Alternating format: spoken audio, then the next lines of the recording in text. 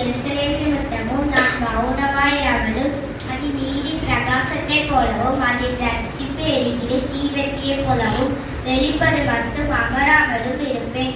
ஜாதிகள் உன் நீதியையும் சகல ராஜாக்களும் மகிமையையும் காண்பார்கள். கர்த்தருடைய வாய் சொல்லும் புனிதாமத்தால் நீ அழைக்கப்படுவாய்.